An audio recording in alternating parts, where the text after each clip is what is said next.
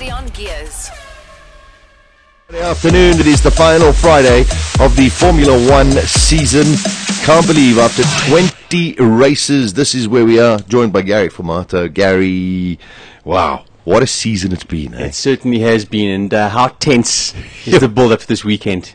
It's just incredible. I mean, this whole of this last week, I've been watching DVDs of old seasons and just sitting there and going, this is just remarkable. I mean, you can go back and look at other seasons, but you come to this and you're going, well, yeah, advantage Vettel, but 20 races and it comes to the last race. I mean, you couldn't have asked for more. No, we couldn't. I mean, it's just great that Fernando Alonso, you've got to say, he's kept it exciting for us. He's kept himself in this championship right up until now with not the best cars we know, and that for me has been special, and I think it's what makes it so fantastic. I was talking about Alonso yesterday on the show, Gary, where I said he's got to be a little bit troubled because, you know, as calm as he makes out and everything, I'm just concerned. I mean, he lost the championship to Vettel in 2010 when they shouldn't have lost the championship. They kept on covering Webber and they forgot about Vettel, and he went to win the championship. Now he's up against the same rival. This guy could become a triple world champion. Alonso's last championship was 2006. I mean, 6 years ago. And by no stretch of the imagination, Alonso is a very accomplished driver. No, for sure, and I think that there is this battle going on in Formula 1 at the moment between Hamilton, who's now falling way behind in terms of championships, Alonso and Vettel, as to who's going to become the next great. You know, they're all chasing Michael Schumacher's records, and I think certainly Hamilton and Alonso can see them slipping away and into Vettel's hands, and there's no ways that they want that to happen. But, you know, you've got to have the right package and the right car to deliver these titles. And you know, you talk about Hamilton, and now you look at where he's going to. Next year is going to be a troubling and difficult year for him, but he's got to hope that, you know, 2014 comes, things get a little bit better. Yeah, certainly so. It almost reminds me of the years when Fernando Alonso went back to Renault and wasted 2 good years of his career with a struggling car and was unable to achieve any results. I mean, they had to really jippo that race in Singapore to get him a victory even. So yeah, I sort of feel the same may be happening to Lewis Hamilton. So unfortunate, you don't have time to waste. I mean, it's so competitive. There's so many good drivers now in Formula 1. You've got to take the opportunities when you can. So, you know, they obviously got their own plans and hopefully it works out for them. But right now, Vettel's in the prime position. Now we've got under 2 hours until free practice 1, and it's all the ifs, and if this happens and that happens. We've been through the permutations on the show. This is now down to whatever happens, and we will have a world champion on Sunday. Be it Alonso, be it Vettel. Exactly. One way or another, we can have a championship win, as you say. But, you know, from Fernando Alonso's point of view, he only has to do one thing, and that is go flat out, make those incredible starts that he's made, race as hard as he can, get as many points as he possibly can. Vettel, I think, is the one with a bit more pressure because he's got a car that's good enough to win races. We've seen that time and time again. Yes, McLaren are going to be competitive, I believe, with Lewis Hamilton, but he's got to finish second behind Hamilton or third. He's quite clearly capable of that. So the car's got to be reliable. So I really think the pressure is with Vettel here. Yeah, because, I mean, Ferrari got honestly nothing to lose. Alonso's got nothing to lose. He's 13 points down. He can only go out there and do his best, and he needs a podium, put it that way. And if he gets the podium, whatever happens around him will happen. Yeah, exactly. So, you know, they, as I said, they know their job. They've got to qualify well. They've got to do certainly a better job than they did in Austin in qualifying. We know what he can do in the races. He's got to keep on doing it. And the thing is, now can Alonso keep on doing what he's been doing? I mean, it's been fantastic, but wow, it's been happening race in and race out. Can it continue? Yeah, I mean, it's been an extraordinary season from Alonso. I suppose the one variable that will come into play this weekend will be the weather. They say that it's going to be dry today, overcast tomorrow, but wet on Sunday. But Brazil, I mean, it also can change in 20 minutes. Yeah, it certainly can. But, you know, I think Sunday is probably when everybody does not want it to rain. You know, it may make it interesting on Saturday. Who knows? But listen, we remember back a couple of years ago when it did rain in the race and Lewis Hamilton won the championship and beat Felipe Massa to it. And Felipe, in fact, won the race. I mean, that was one of the most incredibly exciting Grand Prix I've ever seen in my life. And, you know, we may just have something similar to that. Well, let's hope that we do have a really good end to the finale this coming Sunday. I mean, whoever gets it is going to get it. That's how it goes. There's some good talking points. Kimi Raikkonen, if he finishes on Sunday, will be the first driver since Heidfeld in 2008 to have finished all races in one season. I mean, that is fantastic.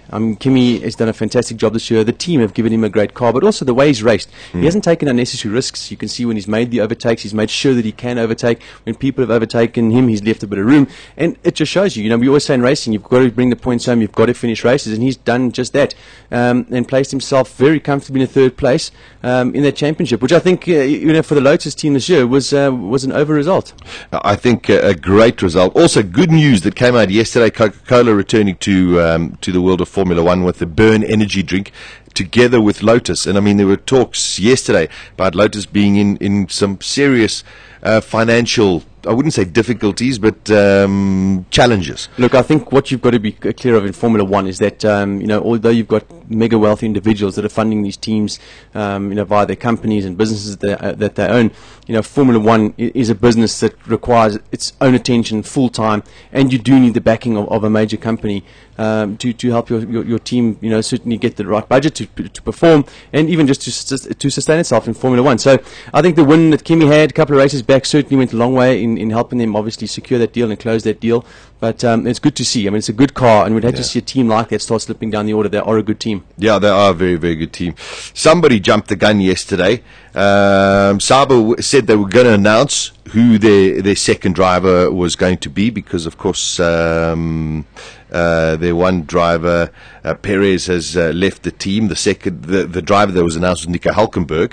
And I think it was a very tight call between Perez and Kobayashi. Perez jumped the gun yesterday and said it will be Gutierrez that's going to replace me. And you can understand why, but in a way I desperately sorry for Kobayashi. Yeah, I think so. Look, he's had a good time in Formula One. He impressed coming into F1, and I think the results could have been a little bit better. I think Perez really sealed his fate this year with his performances. But, it would have been a surprise if Gutierrez had not filled that seat. I mean, we all know the deal that Telmax is a sponsor of the team. They are supporting Mexican drivers. That's the reason why. But Sergio Perez is in fact in Formula One. We know it takes money to get there. So, I would have been shocked to have actually seen Kobayashi keep his drive. Unfortunately, he doesn't have the access to the sponsorship that the Mexicans have right now. Yeah. So we wait for that announcement. It seems that it's jumped it, so I'm sure Sahsa will put it out there as soon as possible. No news on what will happen with Kobayashi. The other news that has also come out, which is rather peculiar, Mercedes, who've had a very indifferent season. Third race of the year, they win a race in China, and Gary, since then, unfortunately, they've gone backwards, and now they're going to abandon their Coanda exhaust for the final race. They really seem to be grasping at straws. Well, I think, they're just going to go for the speed down the straights. At Brazil, we know you can overtake there.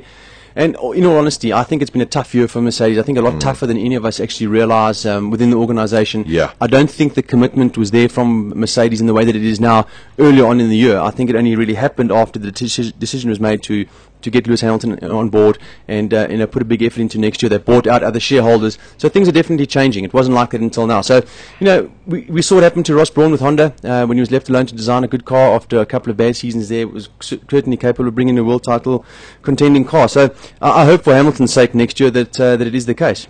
Yeah, let's hope so as well. But it does seem to be the jigsaw puzzle seems to be getting a little bit tighter for Mercedes organisation. Some spoilers this weekend. Hülkenberg has done well here before. I think he put a Williams on pole here. So Williams should be looking good. Maldonado is like across the road from his his country where he comes from, so he'll have good support. And we know that Williams is very, very good. Well, exactly. And you might have heard me sigh there, saying they should be quick. And I think the frustrating thing for me with Williams is that on their days, both the drivers can perform. Maldonado more so. He's had a fantastic season in terms of his win in Barcelona, but then it goes the other way for him, and he just can't get the job done. Something happens, he crashes, whatever it may be. Bruno Senna, I've got to say, is I think driving at his maximum, and it's quite simply just not fast enough. So it is a little bit sad to see the car, which I think could perform a lot better, perform the way it has. And maybe it changes this weekend in Brazil for them. I think they certainly need it, but I would love to see them hire a top driver to race that car next year. Yeah, that's for sure. All right, we're talking Formula One with Gary Formato. It's Gears, Balls, Visual Radio. Gary Formato discussing the Formula One 2012 season and, of course, the finale, which takes place this weekend at Interlagos, the Brazilian Grand Prix. Spoken about some of the teams that should have done better. For example, Williams. Team that I think actually did very, very well, Gary, was Force India. There are ups and downs. They had a lot of internal struggles. But I think Nico Hulkenberg eventually stepped up to the plate and showed what he's actually capable of. Yes, he did. And it all came about, once there was interest from Ferrari, interest from McLaren in his services next year, and really just seemed to click into the next gear and put that gap between Paul di Resta, which everybody was waiting to see as to which driver was going to come out on top. And right now it has been Hulkenberg that's been delivering. So I think a little bit worrying for di Resta also had been mentioned with top drives. But it just shows you both those drivers have carried the car, I think, very, very well this year. Did lose a couple of people to Caterham at the end of last season, and as you said, up and downs, budgetary issues, sell out of the team or partly part ownership of the team. Those things all affect the entire working environment. So I think the whole team's done well in keeping that car consistently up there and quite often getting into the top 10. Yeah, a very, very good season, I think, overall. And also, good news came out yesterday, a massive cash injection that'll go into Force India for 2013 as well. One thing that was very, very sad this year was Maria Di Vellotto, who had the testing accident. Gary lost the sight of, basically lost her one eye. Something, we just didn't expect it. When it did hit us, it was just very, very sad. It certainly was. And you've got to feel that perhaps she was put into that car a little bit unprepared. It was a freak accident that happened, but it really was her fault at the end of the day as to why she crashed that car. A simple issue of not being able to activate the hand clutch system. So it just shows me the experience wasn't there. And the teams like Murasha and Caterham, these guys looking for money, have got to also put that to one side. When they're looking for drivers, they can't just work on the money thing. You've got to put people in that are capable of driving these cars. There are serious pieces of kit. Yeah, I think that sums it up perfectly. So we do feel massively sorry for her, but a lot of times, unfortunately, getting into these kind of cars, you actually need the experience to actually know what you're doing.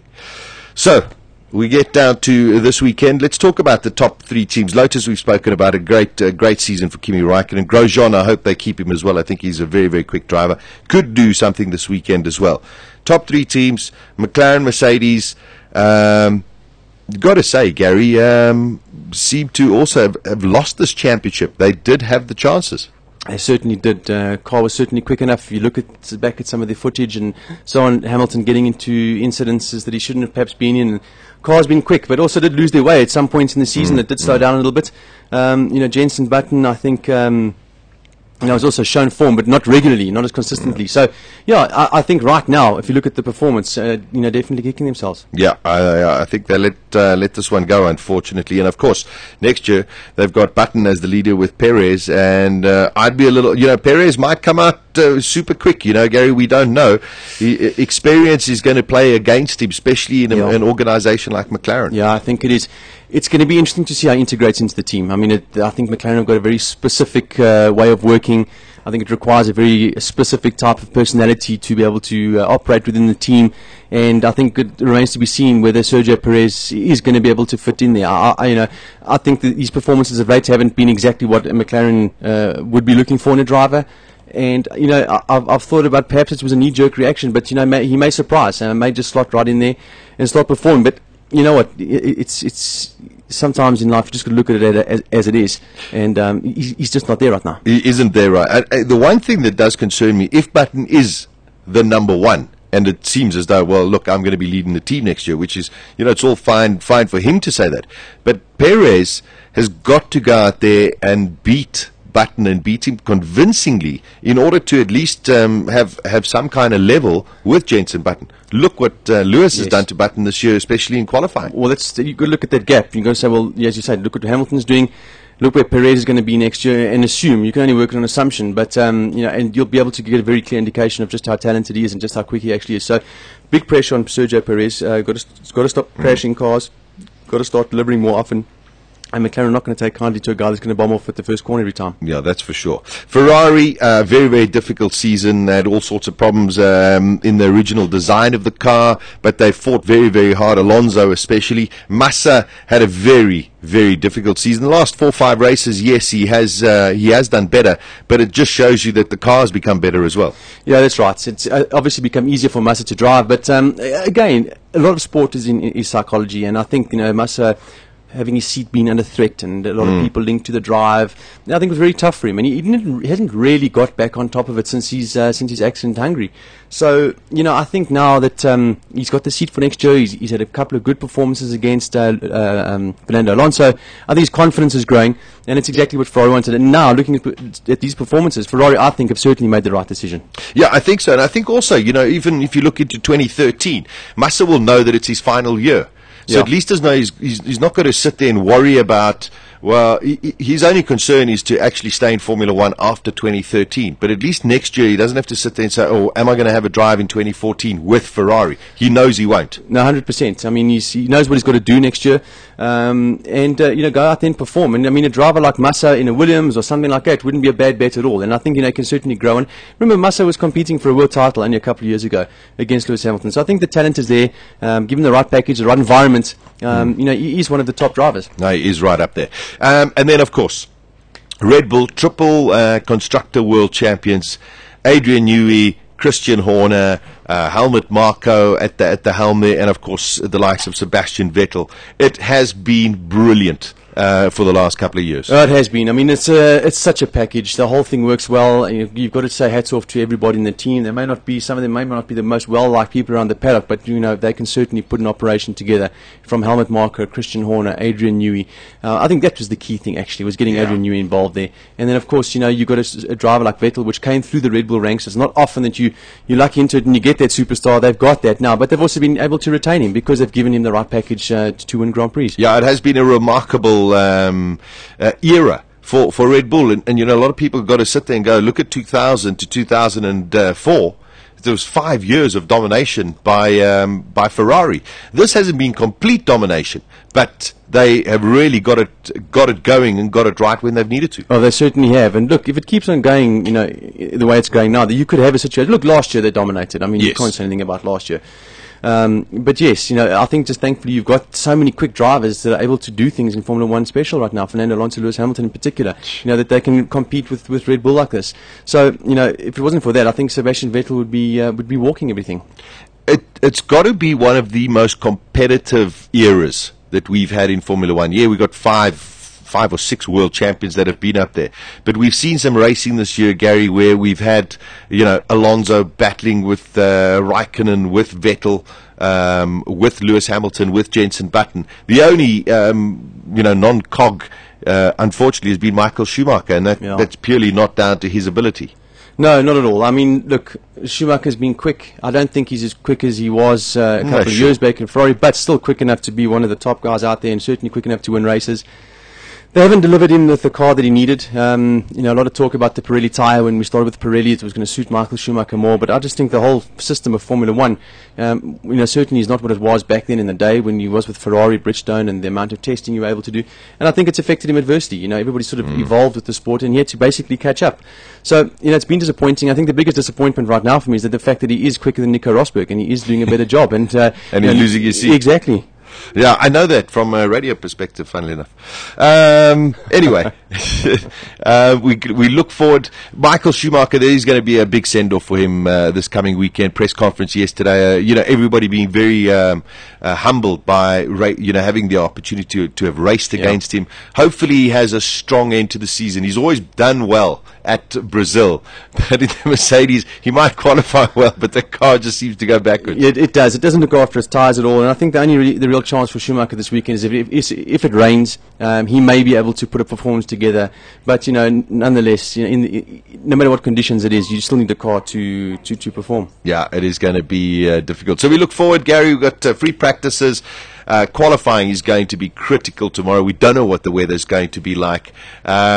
And then, of course, the race. And it's pointless. You can sit here and say, well, what's going to be is going to be. Well, it is, exactly. I mean, a lot will be, as you said, Saturday afternoon, we're going to know a lot more of what to expect going into the race on Sunday. It's going to be a fantastic one. I just hope that we don't have Sebastian Vettel with a car that's going to run away from everybody this weekend. That is one of my fears. But I've got a feeling that it's going to be exciting. We're going to have something adverse affecting the race, and it's going to give us something to really enjoy. Yeah, well, Brazil seems to throw that up, and let's hope it throws us another one. Gary, thanks, my friend, and we'll see you later on the television. Great stuff. See you later. All right, there we go. Gary Formato talking about 2012 Formula One, and of course this weekend, Interlagos, the Brazilian Grand Prix. At the next intersection, turn on Gears with Sasha Martinengo. weekdays from 12 to 2 p.m. Central African Time.